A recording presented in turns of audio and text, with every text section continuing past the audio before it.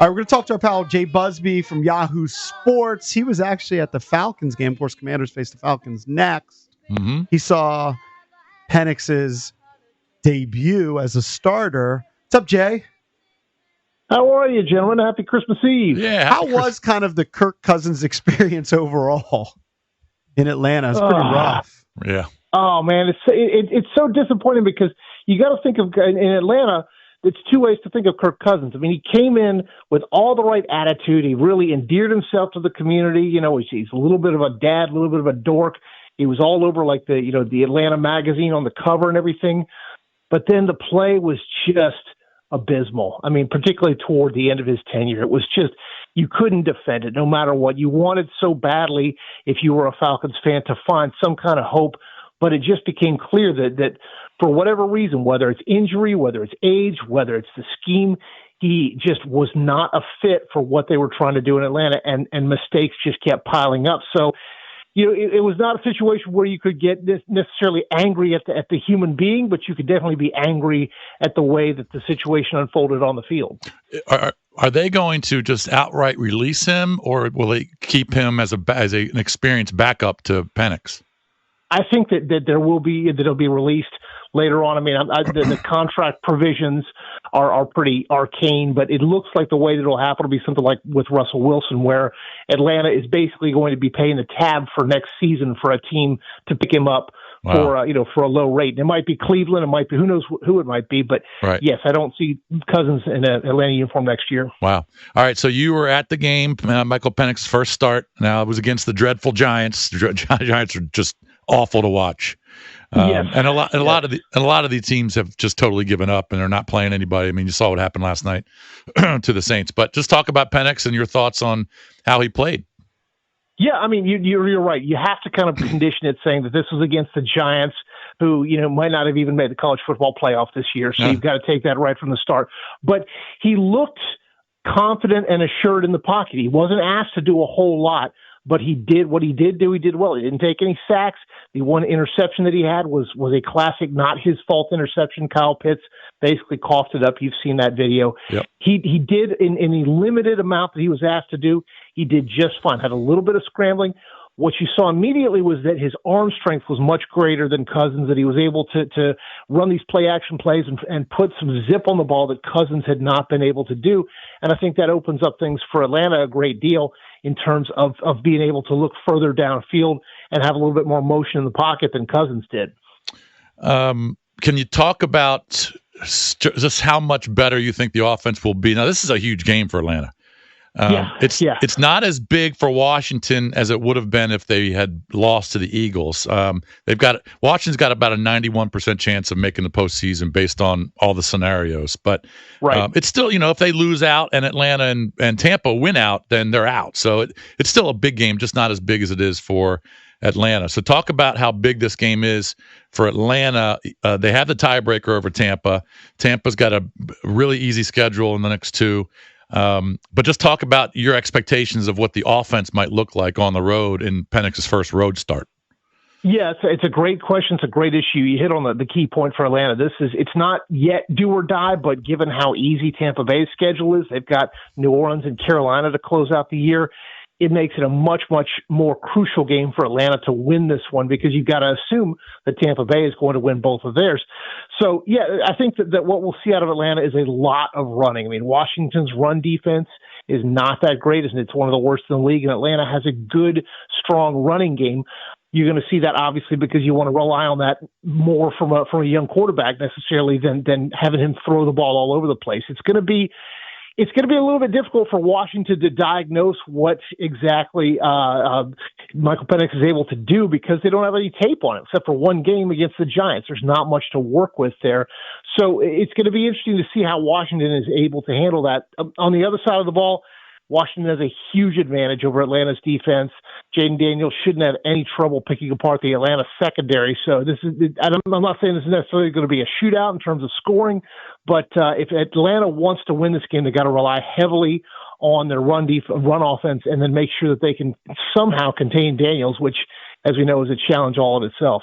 Talking to Jay Busbee from Yahoo Sports. So I saw in one of your latest columns, it was kind of a year in review, and you were talking about things that have changed. And we were having a conversation earlier about college football. What'd you make of the first weekend of the college football playoffs? Obviously, the games themselves were kind of duds.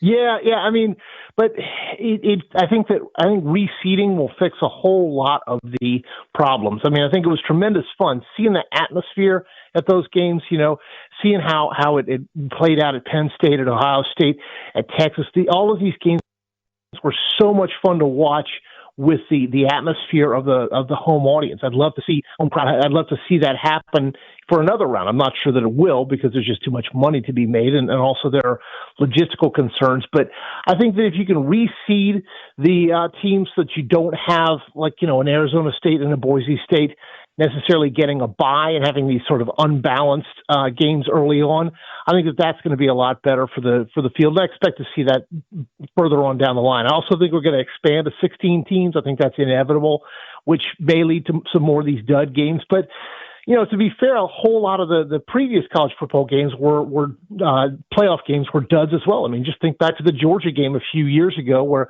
they beat Texas Christian 63-7, something like that. Right. So there's no guarantee that the best teams, the teams that end up in the championship, are going to have a great game, and there's even less of a guarantee that once you get further down in the bracket that you'll have great games. But I think the fact that we have it makes it a whole lot of fun for everyone involved. So you're down there in Atlanta, and obviously that's Georgia Bulldog country, outside of Georgia Tech. But your thoughts on the Georgia Notre Dame game, and of course the big story is when Carson Beck got hurt in the SEC championship game. Gunnar Stockton came in, and he was pretty good. Now, Gunnar Stockton has not played a ton of football, but he was pretty good in that particular game. He was 12 for 16. He did throw a pick, and he was sacked a few times, but he was able to beat them, make enough plays to beat Texas. And so your thought in Gunnar Stockton starting against Texas or against Notre Dame as opposed to Carson Beck, who got hurt? Yeah, it's a tremendous good fortune for Georgia that they got these extra weeks. If they had to play immediately, a quick turnaround, I think it would have been a different story. But Kirby Smart, I mean, this Stockton kid is not going to have a Christmas. He's not going to have a Christmas Eve. He's going to be working the entire time. Kirby Smart will have him as prepared as he can possibly be. And it's not like he's, some Friday Night Lights kid pulled out of the stands to play. He's a strong quarterback, a strong backup. He's been watching this all unfold for several years now at Georgia, and he understands what goes on in the program and how to handle these situations. He had that kind of baptism by fire there in the Texas game, and that worked out perfectly well. I mean, an interesting what-if scenario is, what if Georgia had gotten blown out in that game and had lost based on the Florida State precedent from last year? Georgia might have missed the playoffs entirely. Instead, they've got a bye into the second round. So I think that it'll be fine. Georgia is deep enough that across the board that they can take a little bit of the pressure off the quarterback. But yeah, it is going to be a situation where if he's asked to pass and he's having trouble, he could have a Carson Beck-esque situation from earlier this year, throwing picks and flipping the game around. It's going to be a lot more fun, or a lot more, not fun for Georgia fans, I should say, but it's going to be a lot closer game than we had expected it to be. Oh, yeah. Hey, going back to the NFL, you wrote about this recently, about the amount of football that we have here around Christmas. Of course, tomorrow you've got 2 games. I don't know if Jay Busbee likes that, but it seems like almost every day, you got games on Wednesday, Thursday, Saturday, Sunday. Do you like it? Yeah, I mean, well, it's like you guys, and no one wants to hear the sports media complain, but from a fan standpoint, sure, it's good to have a football game on all the time in the background, and I do wonder about oversaturation if we start to miss a couple of those games. You don't pay as much attention. I'll freely admit I was watching the college more than the NFL on Saturday, but there doesn't seem to be a ceiling. I'm writing right now a column that's going to go live later on today about how that Netflix is having a big gamble with the NFL right now. What this could mean for Netflix and for NFL fans going forward. The big 2-game day tomorrow. So it's a new NFL environment. It's a new streaming environment. As fans, we're going to have to get used to a whole different way of watching football. But it could work out well, or it could be a little too much of a good thing. Hey, are the Rams good? They've actually won 4 in a row.